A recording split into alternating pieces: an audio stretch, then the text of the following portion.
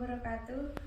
Wilujeng enjing pemirsa, tepang deui sareng simkuring naos Selasa Bilarustandi dina acara Warta Sunda dina dinten Salasa kaping 23 Februari 2021 ieu. Dina waktos ieu simkuring bade ngadugikeun ngeunaan warta ngabuburit jeung dinosaurus. Mangga nyanggakeun Iber salengkapna.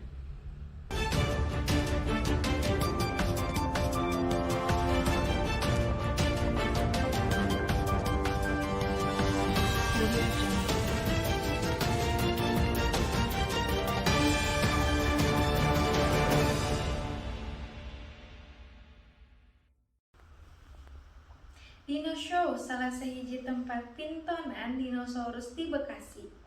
Ayeuna jadi panjunjungan balarea kaasup panjunjungan pikeun ngabuburit.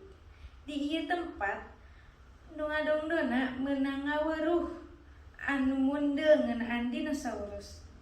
Pikareusepeun kitu pisan wahana Dino Show di hiji mall di Bekasi teh.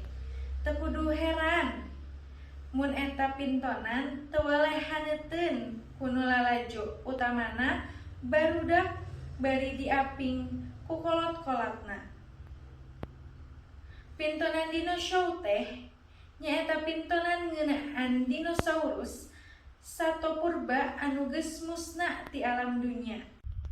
Pintonanana daria pisan sajaba ti lantaran wangun dinosaurusna meh sarimbat jeung aslina. Oge lantaran dirojong ku sound effect anu matak hokeun Seli jeung Risma, warga Bekasi ngaku lalajo dinosaurus teh resep kacida. Pangna kitu teh dumeh dinosaurusna teu beda ti gambaran nu aya dina sawarta film, antara bisa seuri, baeut, bungah, sedih, jeung sajabana. Eta sababna mun aya waktu manehna sok ngahaja lalajo bari sakalian ngabuburit.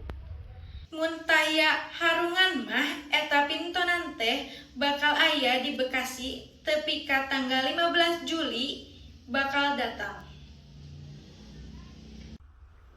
Pamirsa, informasi anu nembe mangrupi informasi pamungkas tina ieu warta. Simkuring naos Selasa Bilarustandi, amit mundur amit mungkur.